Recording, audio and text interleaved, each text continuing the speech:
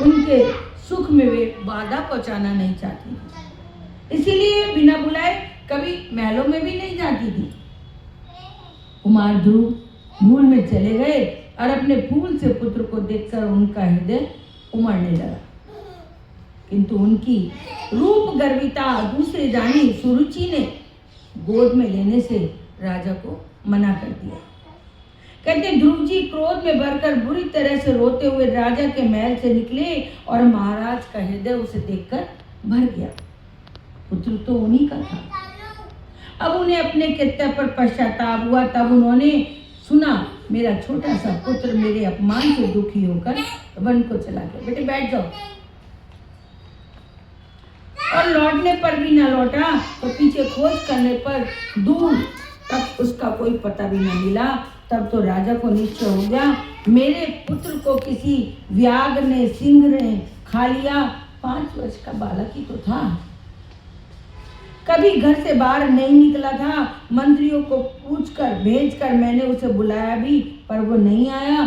तब मैंने सोचा स्वयं चलूं, इसलिए उसकी खोज कराई तो फिर नहीं पता चला। घोर अरण्य में किसी हिंसक जंतु ने उसके प्राणों का अंत कर दिया होगा। हाय, ये सब मेरे ही कारण हुआ। पशु पक्षी भी अपने संतान से कितना स्नेह करते हैं, पर मैं मनुष्य होकर भी अपने पुत्र से प्रेम नहीं कर सका, उसको नहीं अपनी गोद में बिठा सका। मैं तो पशु पक्षियों से भी गया बीता हूँ। बहुत पश्चाताप कर रहे हैं और वह मुझसे मांगता भी कुछ नहीं था, कुछ लेने भी नहीं आया था। पिता की गोदी में केवल बैठना चाहता था। वो बालक का जन्मसिद्ध अधिकार है जो उसको नहीं मिला। मुझ मंदमती ने उसे अधिकार से ही कहते हैं वंचित नहीं किया और अपने पितृत्व के पद से भी उसे गिरा दिया। मैं लोगों को क्या मुख दिखाऊंगा, सभी मुझे पुत्र घाती कहेंगे। सुनते हैं सर्पणी भी अपने पुत्रों को खा जाती है, किंतु मुख से जो निकल जाता है उसे फिर नहीं खाती। मैं तो सर्पणी से भी क्रूर निकला, माता सहित उसे घर से भी निकाल दिया, फिर भी उसका विनाश कर दिया, उसे सिंह व्याघ्रों का केवल बना दिया। और इस प्रकार अनेक चिंता करते हुए महाराज महलों में उदास बैठे थे, पश्चाताप से आंसू बहा रहे थे। उन्होंने स्नान किया, न देव पूजन किया, फिर भोजन की तो बात ही क्या। नारद जी तो सभी का ध्यान रखते हैं, जीव मात्र के सहृदय हैं, सभी के अकारण बंधु हैं। दुखियों का दुख करते रहना, दूर करते रहना ही उनका व्रत है। ध्रुव को दुखी देखकर ब्रह्मलोक से दौड़े आए, उन्हें भजन पूजन का उपदेश करके मधुवन तपस्या करने भेजा। जब बालक परमार्थिक दीक्षा प्राप्त करके सद्गुरु देव के चरणों में श्रद्धा से प्रणाम करके चला गया, तब नारद जी ने उसके पिता की चिंता हुई।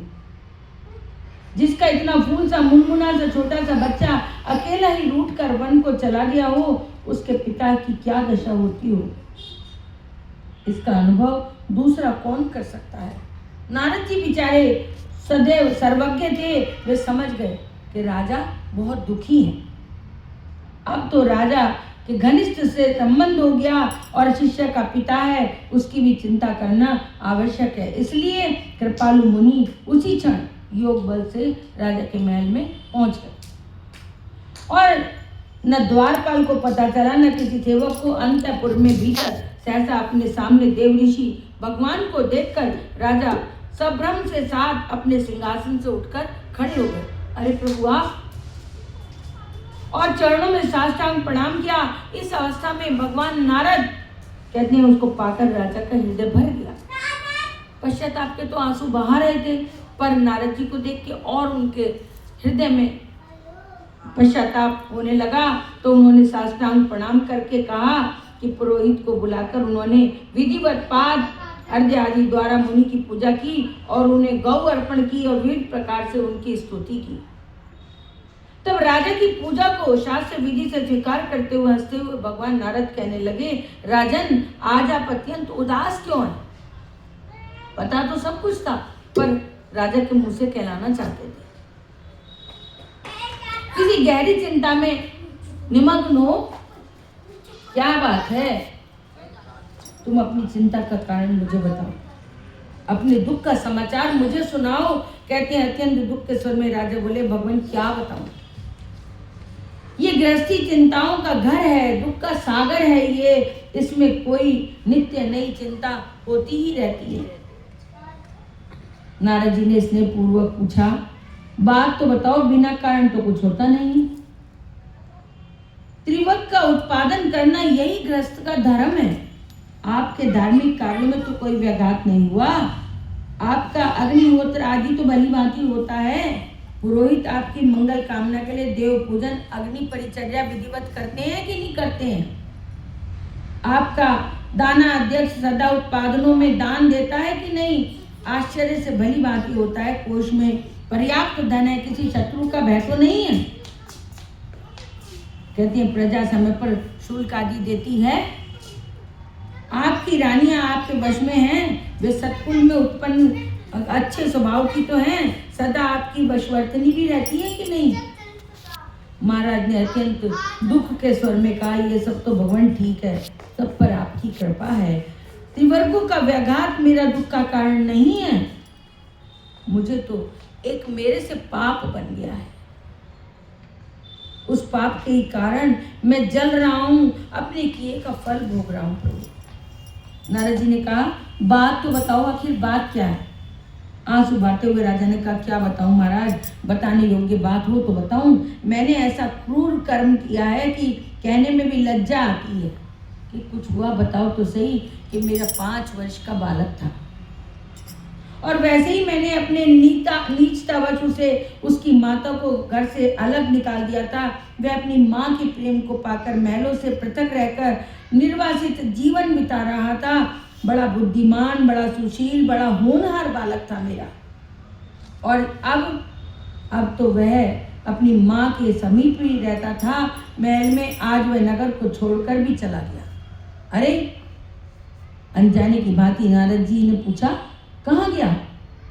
महाराज बोले, अब महाराज क्या बताऊं कहाँ चला गया। मेरे पाप से ऐसा अनर्थ हो गया कि फूल की तरह सुकुमार सा मेरा बच्चा कभी घर से भी बाहर नहीं निकला।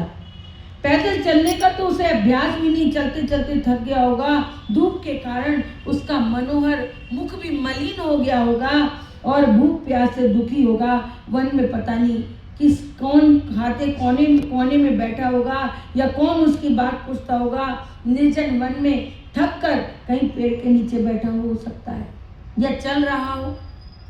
धूप में, बरसात में, अरण्य में विविध प्रकार के हिंसक जंतु भी होते हैं। किसी सिंह व्याघ्र के सामने पड़ गया हो तो वह उसे हो सकता है खा भी गया हो। वन में उस अनाथ बालक की रक्षा कौन करता होगा? मैं बड़ा पापी हूँ, मैं बड़ा नीच हूँ जो अपने पुत्र की हत्या का कारण बन गया। दुखी पुरुष से उसके दुख के संबंध की बातें पूछने लगे तो शांति होती है। कहते हैं आपने अपना दुख कहते कहते चित्त हल्का हो जाता है, तो दुख का आवेग कम होता है। इसलिए दुख में अपना स्नेही आते हैं और दुख की बातें कर करके हृदय को हल्का कर लेते हैं। इसलिए बात चलाने को अनजान की तरह नारद जी खोद खोद कर महाराज से बात पूछते हैं। बोले, बात क्या थी ये तो बताओ, वो क्यों चला गया? महाराज बोले, भगवान क्या बताऊं, कोई बड़ी बात नहीं थी। बच्चा मेरी गोद में चढ़ना चाहता था, मैंने गोदी में उसे लिया नहीं और ऊपर चढ़ने से उसे रोक दिया। नारद जी ने आश्चर्य से दिखाते हुए कहा, अपने सगे बच्चों को गोदी में चढ़ने से रोक दिया, ये क्या? राजा शीघ्रता से बोले, मेरी नीचता, मेरी कामुकता ही इसका साधन कारण है। मैं अपनी स्त्री का क्रीड़ा मृग बना हुआ हूँ। वो मुझे जैसे नचाती है मैं नाचता हूँ, जहाँ बिठाती है बैठता हूँ, जो कहने को कहती है वही करता हूँ। नहीं तो प्रेम से गोद में आने वाले बच्चे को कौन पुरुष रोकेगा, कौन बाप रोकेगा? इतना कहकर महाराज बच्चों की भांति फूट फूट कर रोने लगे नारद जी के सामने। राजा को इस प्रकार दुखी देखकर नारद जी हंसते हुए कहने लगे, अरे राजन, आप तो इतने बुद्धिमान होकर इस प्रकार सोच करते हैं, ये आपको उचित नहीं। कौन किसका मान करता है, कौन अपमान करता है? प्रारब्ध के वशीभूत होकर ही सब हम व्यापार कर रहे हैं। एक दूसरे के कारण ही हम इस संसार में आए हैं, फलों को भोगते हैं। सभी अपने पूर्व किए हुए कर्मों का फल भोग रहे हैं। ये आपका भ्रम है कि मैं उसकी रक्षा करता था, वह वन में कौन से कोने में बैठा होगा, वो क्या करता होगा। भगवान तो सर्वत्र हैं, सबकी रक्षा करते हैं। कहते हैं जिसकी मृत्यु आ गई, घर में भांति भांति के उपचार करने पर भी वो मर जाता। कोई तो मंजिल से कूद के न मरा, कोई बिस्तर से गिर के मर गया। जिसका काल नहीं आया, उसे चाहे आप घोर जंगल में ले जाकर सिंह के सामने भी छोड़ दो, तब भी वो नहीं मरता, बच जाएगा।